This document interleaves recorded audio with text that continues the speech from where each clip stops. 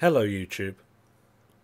Last week I posted a brief video asking for questions, and I will be going through and answering the questions that I received in this video. First off, however, I just want to take a moment out to address some points. Top of the list, as it's the most important, is the disaster in Haiti. Like most of you, I am watching and reading the news reports of the situation on the ground in Haiti. And after watching the recent MSF videos that have been posted on YouTube, it became obvious to me that support is needed for those organisations working in the area.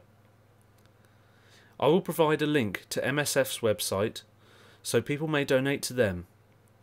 As well, I will also provide a link to Save the Children, who are part of the Disasters Emergency Committee. These are a group of charities that are working in the area right now.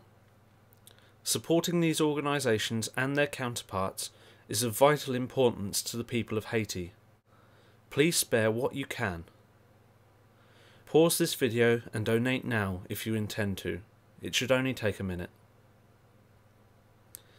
Secondly, and of far less importance, Sean has left YouTube under a flag of truce and has agreed to some very fair terms as were laid down by DPR Jones. As I'm sure you're all aware, Sean has asked people to remove the videos highlighting his previous wrongdoings, so he can move beyond them. I will not be doing this with my videos related to Sean. Instead, I will be adding annotations to them, stating that Sean is now seeking help, and has publicly stated his regret for these actions. I will also provide a link to his video hosted on DPR's channel. My reason being is that you cannot deny history, but depending on your actions, the future can always cast a brighter light upon it. Right, anyway, to answering your questions. First question I received: Wait, perfect day, charity video, vote botted? Holy crap, what kind of insane moron would do something like that? Well, it was quite clearly stated there in the question, an insane moron. If I were to qualify it further, it would be a moron with no spine. Simple as. Sparky Len has asked a question. How much wood would a woodchuck chuck if a woodchuck could chuck wood? The problem with this question is you haven't provided anywhere near enough background information. Does this woodchuck have a particular history of depression or of any sort of neurological disorders? They could be seeking treatment for their chucking habits. There's a series of problems with the question. In regards, basically, you really need to give me more information. So that's a complete unknown, and it would be unfair to generalise. Okay, what is the worst law you have ever broken, and what is the fastest you have ever driven your car? Right, how fast have you ever driven your car? I just want to qualify what I say next by first saying this is not evidence to be submitted into a court, as I am quite clearly bragging to the internet with no evidence to back up what I'm saying. I obviously always follow speed limits and never ever break them because it's illegal. Having said that, if I were to brag, I would say that it would be and I'd also just add that that was one-off after I passed my test, or soon after I passed my test. I needed to get through that stage where you think you're invincible. So I thought it was a good idea to go out, and it was about 3 in the morning. I was on main road. I was the only car there. I could see, it's very straight, I could see for quite a distance ahead of me, quite a distance behind me in the mirrors. There were no lights, no cars. There are no houses or pedestrian crossings on this stretch of road. So I just accelerated to reach a maximum speed, and as I say, get it out my system. Reached this speed, didn't find it particularly exciting. As anyone who's driven fast in a straight line knows, it's only acceleration that really is of any excitement in a straight line, and there wasn't an awful lot of that. So yeah, it wasn't particularly exciting. Got it out of my system quickly while I was a lot younger. What's the worst law you have ever broken? Which is the first part of that question. Worst law I've ever broken would probably be assault with a motor vehicle. Again, that needs to be qualified. The police are fully aware of this.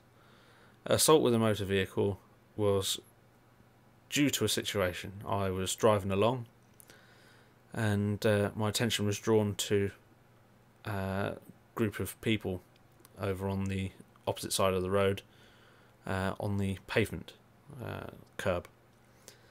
A reasonably large man had hold of a woman by her hair whilst she was on the floor, and threw a punch at her. This obviously wasn't on, so I started honking my horn and gesticulating to him to get his attention.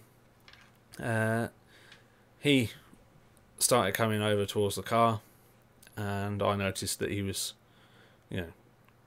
significantly larger than myself, and it wasn't worth me getting out the car, which was my first plan, if you want to call it that, as the young woman had started running away.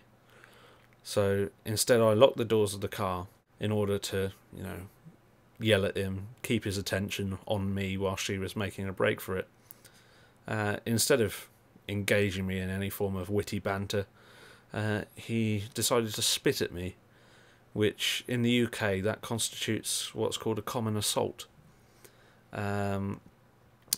So I wound the window back up, and whilst doing so, locked the wheels of the car in the opposite direction, stuck the car into reverse, and turned the car around 90 degrees so I was facing in the direction that he had come from.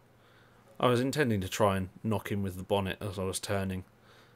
He backed off and retreated back to the curb. I drove at him and reversed a couple of times, basically feints to keep his attention in the few seconds that were passing, making sure she had as much time as possible to get as far away as she could. He was of significantly low intelligence to be trying to lure me over some bollards, so I'd get stuck, basically, even though I'd already seen them. Once I thought a significant amount of time had passed and the girl had enough time to get away, I had to make my own getaway, which involved me mounting the curb with all four wheels via a drop curb, and driving along the pavement and rejoining the carriageway from a pedestrian crossing. At this point he dodged out the way, and his friend, who whilst he wasn't directly involved in the assault was also not doing anything to stop it, he found himself in direct line between me and my escape route. So he pulled a very interesting face and jumped out the way as well. The one that had actually hit the young woman, he actually ended up going to court for common assault and was found guilty. He's got a suspended sentence from that of 2 months, I believe, and he's also basically under a form of part-time house arrest. He has to stay at a designated address every night for a year. I was also informed by the officer who dealt with it that he was wanted for some other inquiries as well, so he may very well be locked up right now for whatever charges they were seeking him for in the first place.